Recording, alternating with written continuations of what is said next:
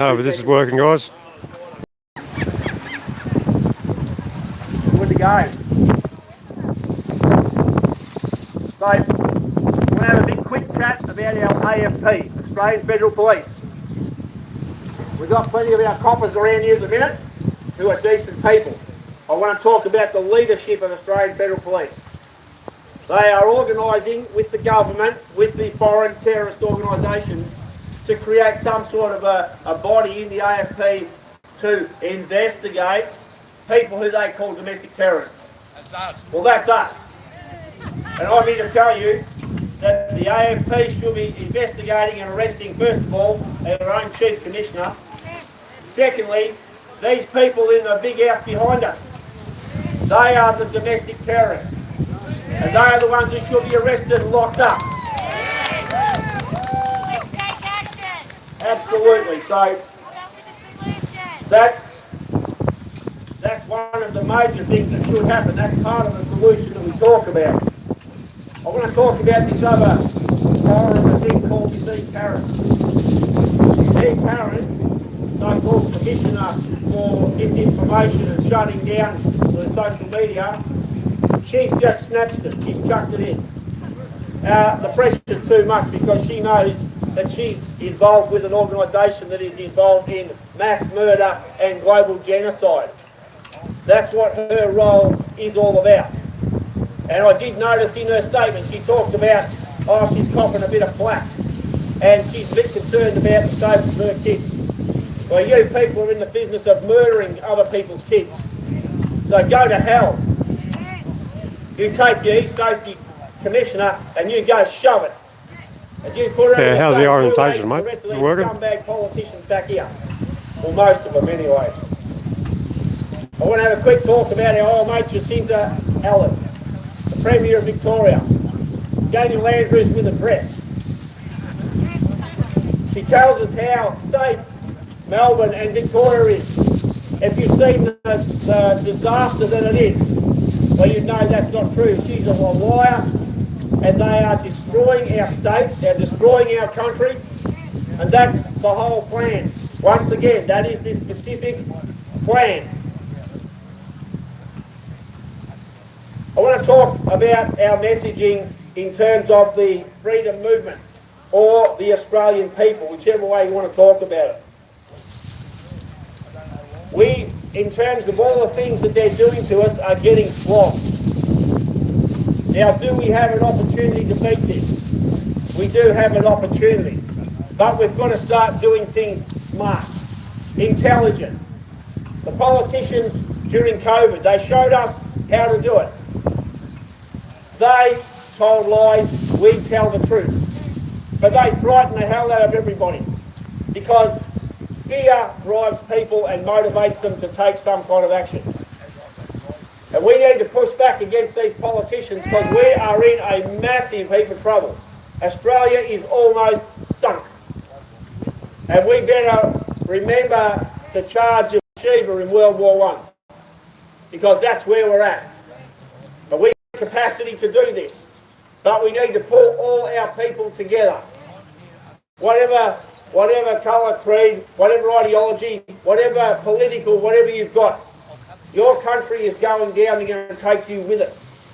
So this is where we do need to come together. And we need to get strong messaging. We need to have messaging that is, number one, correct. Number two, everybody says the same thing. Who remembers the videos that we've seen from the media back in COVID when they had 25 different media from across the world and they were saying the word perfect, exactly the same thing. So that's what we need to do, have the right messaging. And we need to have people who have platforms and capacity to tell it like it is. They need to tell us what the global plan is and where we are at. They need to be honest and truthful, not just do this half-baked 80% garbage. Tell the whole truth and nothing but the truth. And if that frightens people, good, because they damn well need to be frightened. They're about to lose absolutely everything they've got. So therefore, this is where We need to do these things. I believe we're in with a chance if we get that to happen. We need everybody together. We need our influencers. We need our leaders. We need people with platforms. Everybody on the same page and going for it. Full 16-inch guns, total broadside. Everything we've got. So I'll get out of the way now and let the other speakers go. And I really, really appreciate people for standing here in the pouring rain, the freezing cold. People are shivering and shaking.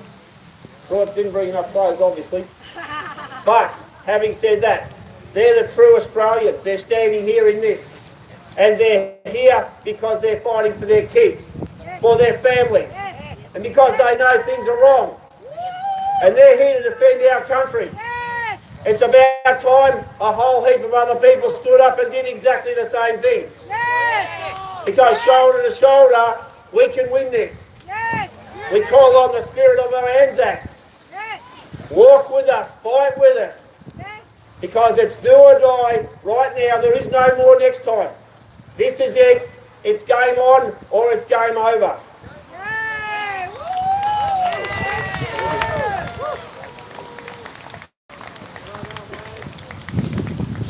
That's got your blood going, doesn't it? So Wade's got a lot of strength to his message. And if you've been following him, he does do a lot of videos. He does talk to a lot of people. Puts in a lot of effort. And we've had too many rallies with nice weather. Would you like to hold this for a second so I can zip your coat off? Farmers needed the rain. Just over the other side of the Brenda Bells there, they're looking at a pretty tough season. A lot of farmers are going to look at putting their crops into fodder and eat them off because they haven't got the protein levels. They didn't get those spring rains that they needed. So we'll take that on the chin, hey? There's a couple of things I can add in. Digital ID. We were talking about digital ID. Have you noticed in England that Starmer was saying it'll be optional? The problem is he's basically been too clever. You don't have to have a digital ID. When you are required to prove your identity, you'll have to pay £80 to prove it through conventional means with a passport and a driver licence or utility bills, etc. So it's a bit like the COVID vaccines where they were totally optional too. You just couldn't work, couldn't hug your nan, couldn't go to a nursing home. They were nearly going to lock us out of the supermarkets, remember? Because food is optional, isn't it? Banking, spending and travelling will all be tied to the digital ID. Australia is apparently going to sign a UN surveillance treaty in Vietnam which will also target hate speech. So we need to look at getting out of the UN. We really need to push that as a strong message. Very few people can afford the law these days. Your rights are no longer presumed. And a lot of countries get to a point where the civilians' rights are enforced at the end of a gun. And history is full of examples of this. There are also some successes in French Revolution, for example, although quite gone how they expected 200 years later. Does anybody know the story of why King Charles III is King Charles III? Has anyone ever thought about what happened to King Charles I? 1649 from memory, he had his head cut off by the people because he was taking the people's land. And they got the shits and said enough is enough, and they lopped off his head. And they said to his heir, his next in line, you carry on like your dad, we're going to keep lopping heads. And that led to the Act of Settlement, I believe, which is where we own our land in fee simple title, a title in fee simple. I keep touching on these things and people keep wanting to know more about it. Do some research. We can enforce our ownership rights of our land. We own it, a title in fee simple. We're going to see the poison of Victoria spread across the rest of Australia with this bloody treaty nonsense.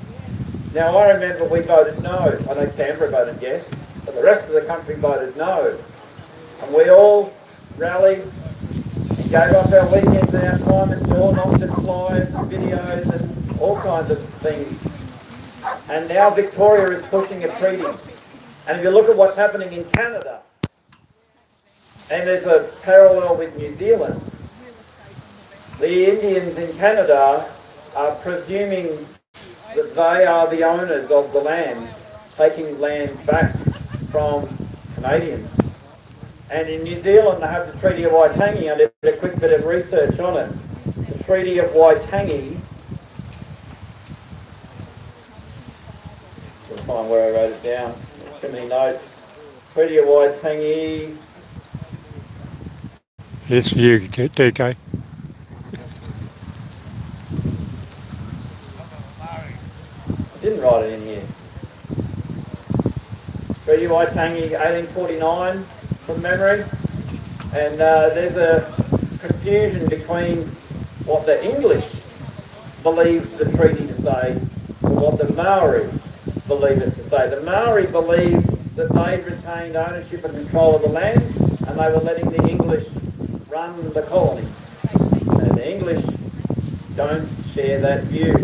So you'll see New Zealand start to fall apart now, where there are examples of Maori turning up and trying to kick white fellas out of their houses. We do not want to go there in Australia. So we're pushing back against digital ID. We're pushing back against the corruption of land ownership. We're pushing back against the erosion of our rights. And we can push a lot harder, and that's what we're starting to see. Our next speaker on the list. Andrew, I'm going to do my speech. Bruce going to have a bit of a go as well. Yeah. Sherman, do you want to jump up? You haven't got too cold. Sherman, and then Bernie. Bernie does it. Sherman, and then we'll get Bernie back up.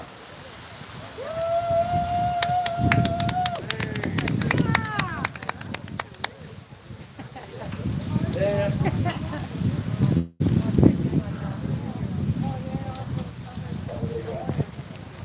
I once said to my father, what will it take for Australians to stand up and fight back?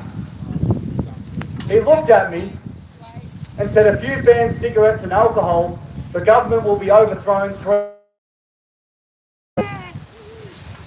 At what he meant.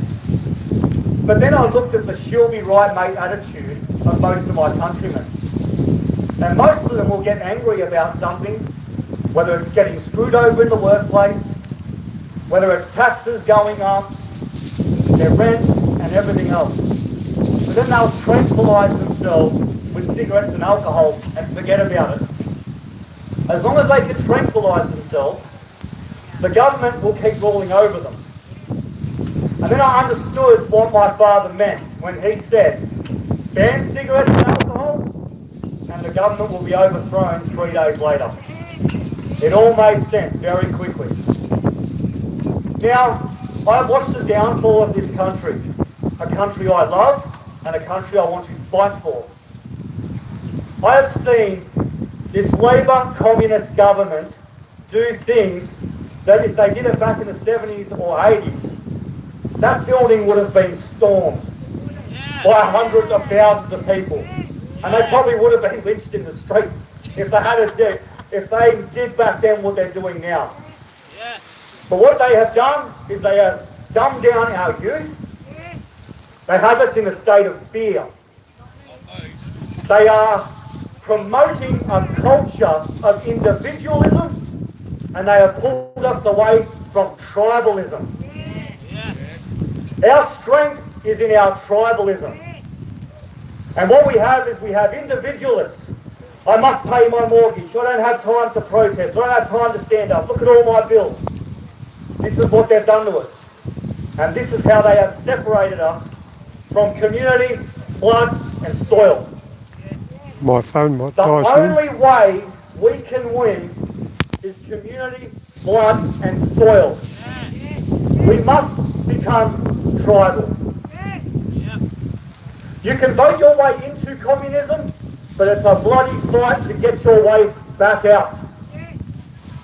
And this is what people are starting to understand. It's the seesaw. I vote Labor, I get screwed over. I wait a few years, I'll vote Liberal, I'm getting screwed over again. What's going on? And then they'll vote in an independent, and the independent gets in there for the people, and he fights so hard, and then all the other parties gang up and block all the legislation that the independent is trying to push through. So, Australians have to think, how do we get out of this? It's a united collective of a giant Australian army. I always thought to myself, I never thought I'd live to see a revolution. But I think I'm going to see one. Because eventually Australians are going to have to decide how they're destroying us. Do I pay my mortgage this month or do I buy my groceries and eat? Because that is where it is heading. And we can see this. Now on the immigration issue and digital ID, you must understand that this is all being done deliberately. It's not that the government is broken, it's that the government is doing exactly what it wants to do to you. And what they are doing is they are flooding this country with mass migration. It's called replacement migration, and it's under something called the Kalergi Plan. Does anyone know about that? Yep. Now, if you look up the Kalergi Plan, the whole idea of this is to flood all Western nations with non-white immigration until it replaces whites in their own homelands and they become extinct. This is pushed by the European Union and the United Nations. And they cannot wait to wipe you out because they want to replace you with a migrant workforce with an IQ no higher than 90 that will obey everything they say. And if they don't, that's where the digital ID comes in. You say something the government doesn't like, you'll go to pay for groceries, it declines. What's going on? You're a naughty boy this week. How dare you talk about us? You can't buy groceries for the next 7 days as punishment. Then you might go to fly somewhere or get on public transport. Why can't I buy a ticket? You've been a naughty boy. You're on the banned list again. So this is what they are doing to you. And it will be the complete removal of your freedom. So my fellow Australians, are you ready to spread the message? Because you need to tell everyone. Don't be scared to speak out anymore in public. There are still many of us who will have these views around other people like us, but when it's out in public, I better not say that. I don't want to be judged. We don't care. I don't care. We're at the end of the road now. And the rope that we once had in our hands is about to slip out and we are about to fall off the cliff. So, if everyone grabs hold of that rope and we all pull it together and we come together, then we are unstoppable. Yes! So are you ready to fight? Yes! Are you ready to say, no, I am not going to be stomped into the ground by cowards who want my death, who want my family's destruction? No. We say no. Let's fight back, Australia. Aussie, Aussie, Aussie! Aussie, Aussie, Aussie! Aussie, Aussie, Aussie!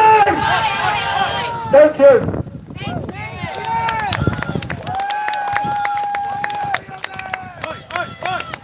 I don't know how loud that was for you down there, but... My battery's about to die soon. I'm just going to let it go until it does, so yeah, we'll see how long we